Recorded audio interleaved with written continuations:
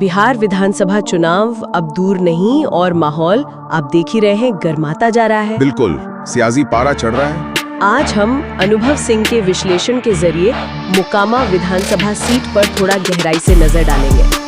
मोकामा, ये सीट हमेशा चर्चा में रहती है। हाँ, ये वो इलाका है जहाँ कहते हैं पिछले करीब 3.5 दशकों से बाहुबलियों का दबदबा रहा है। मतलब ऐसे नेता जिनका असर सिर्फ पद पर नहीं बल्कि उनकी ताकत पर टिका माना जाता है। सही कहा। और इस बार भी मुकाबला दिलचस्प लग रहा है। खासकर ये जो बात चल रही है कि पूर्व सांसद सूरजभान सिंह के भाई कन्हैया सिंह और पूर्व विधायक अनंत सिंह आमने सामने हो सकते हैं। जी, तो चलिए देखते हैं कि वहाँ के समीकरण आखिर कह क्या रहे हैं। बिल्कुल। मोकामा की राजनीति की अपनी एक अलग पहचान सी बन गई है। इस बार जो मुख्य चेहरे दिख रहे हैं उनमें अनंत सिंह हैं, कन्हैया सिंह हैं और जदयू के प्रवक्ता नीरज कुमार का नाम भी काफी ऊपर है।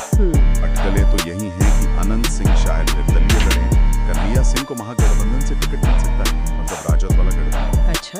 और नीरज कुमार एनडीए यानी भाजपा जदयू गठबंधन के उम्मीदवार हो सकते हैं। और एक और नाम भी तो है। हाँ, भाजपा से निरंजन शर्मा, ललन सिंह भी कहते हैं, वो भी दावेदार हैं। तो मतलब मुकाबला काफी रोचक होने वाला है। वाकई। और ये जो आपने अनंत सिंह और कन्हैया सिंह की बात की, ये तो जैसे इतिहास दोहराने जैसा लग रहा है ना? हाँ बिल्कुल। साल 2000 याद कीजिए। तब अनंत सिंह के भाई थे दिलीप सिंह और सामने थे सूरजभान सिंह। और अब अनंत सिंह के सामने सूरजभान सिंह के भाई हो सकते हैं। जी, तो ये कोई महज संयोग नहीं रखता, ये दिखाता है कि मोकामा में परिवारों और बाहुबल का असर कितना गहरा है। पर सवाल ये है कि ऐसा क्यों है? मतलब क्यों मोकामा में ये पैटर्न इतनी मजबूती से बना हुआ है? देखिए, इसके पीछे कई वजहें बताई जाती हैं। ऐतिहासिक तौर पर शायद भूमि विवाद रहे हों, जातीय तनाव रहे हों और शायद सरकारी तंत्र की पकड़ भी उतनी मजबूत न रही हो। तो ऐसे में उन नेताओं के लिए जगह बन जाती है जो अपने दम पर न्याय या संरक्षण देने का दावा करते हैं। और इसमें पैसे का भी रोल होगा, मतलब धन बल। बिल्कुल, धन बल का बहुत बड़ा हाथ है। ऐसे इलाकों में चुनाव लड़ना, जीतना, ये सब बहुत महंगा सौदा है। भारी संसाधन चाहिए और वो संसाधन अक्सर उन्हीं के पास होते हैं जिनकी छवि वैसी होती है। हाँ, या जिन्हें उनका समर्थन होता है। ये तो हुई बाहुबल और धनबल की बात, लेकिन बिहार की राजनीति बिना जातीय समीकरण के पूरी नहीं होती। अनुभव सिंह के विश्लेषण में मोकामा का जातीय गणित कैसा है? हाँ, जाति तो खैर बिहार की राजनीति की सच्चाई है और मोकामा में भी ये बहुत अहम है। आंकड़ों को देखें तो भूमिहार मतदाता सबसे ज्यादा हैं, करीब 90,000। 90,000। उसके बाद धानुक समुदाय आता है, लगभग 70,000। फिर यादव हैं, करीब 50,000। अच्छा। कुर्मी और मुस्लिम भी ठीक ठाक संख्या में हैं, करीब 20-20,000। और पासवान और बिंद समुदाय, वो भी 15,000 के आसपास। और बाकी अन्य जातियां भी होंगी? हाँ, बाकी मिलाकर करीब 25,000 और। तो ये आंकड़े ही चुनावी रणनीति की बुनियाद बनते हैं एक तरह से। तो इन आंकड़ों के हिसाब से वोटों का बंटवारा कैसे हो सकता है? क्या कोई एक तरफ झुकाव दिखता है? देखिए, यहीं पर मामला थोड़ा पेचीदा हो जाता है।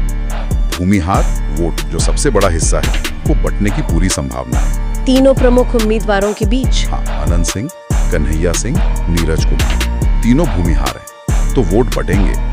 कौन कितना ले जाएगा, ये उनके अपने असर और पार्टी लाइन पर निर्भर करेगा। और बाकी वोट जैसे धानोक, कुर्मी? धानोक और कुर्मी वोट पारंपरिक रूप से जदयू के साथ माने जाते हैं, तो नीरज कुमार को फायदा मिल सकता है। लेकिन अनंत सिंह भी वहां सेंध लगाने की कोशिश जरूर करेंगे। यादव वोटों का बड़ा हिस्सा जाहिर है महागठबंधन के उम्मीदवार यानी कन्हैया सिंह की तरफ जा सकता है, क्योंकि वो राजद का कोर वोट बैंक है। और मुस्लिम, पासवान, बिंद, ये वोट भी काफी हद तक इन तीनों में ही बढ़ सकते हैं और यही छोटे छोटे हिस्से आखिर में बड़ा फर्क डाल देते हैं। तो एक तरफ ये बाहुबल का इतिहास, दूसरी तरफ ये जातीय समीकरणों का जाल, लेकिन इस सब के बीच विकास या काम का मुद्दा कहीं है, खासकर जब नीरज कुमार सत्ताधारी दल से है। ये एक बहुत महत्वपूर्ण सवाल है। नीरज कुमार जरूर सरकार के काम गिनाएंगे, सड़कें, बिजली, योजनाएं। हाँ, उनके पास ये बताने को होगा। बिल्कुल। वहीं अनंत सिंह और कन्हैया सिंह शायद अपने पुराने काम या व्यक्तिगत प्रभाव या स्थानीय मुद्दों की बात करें। लेकिन बड़ा सवाल यही है कि क्या मोकामा का वोटर इस बार वाकई विकास के नाम पर वोट डालेगा? पिछला अनुभव तो यही कहता है कि वहाँ पहचान की राजनीति ज्यादा हावी रहती है। हाँ, अक्सर जाति और व्यक्तिगत निष्ठा वो विकास के दावों पर भारी पड़ जाती है। पर क्या इस बार कुछ बदलेगा, ये देखना दिलचस्प होगा। तो कुल मिला के मोकामा का ये चुनाव एक तरह से बिहार की पूरी राजनीति का आईना है। बाहुबल का पुराना असर, जाति की जड़ें और अब विकास के दावे सब एक साथ मैदान में हैं। बिल्कुल, और नतीजा इस पर निर्भर करेगा कि कौन सा फैक्टर ज्यादा भारी पड़ता है। इसके अलावा कार्यकर्ताओं की मेहनत, प्रचार का तरीका, कोई आखिरी वक्त का मुद्दा, ये सब भी असर डाल सकते हैं।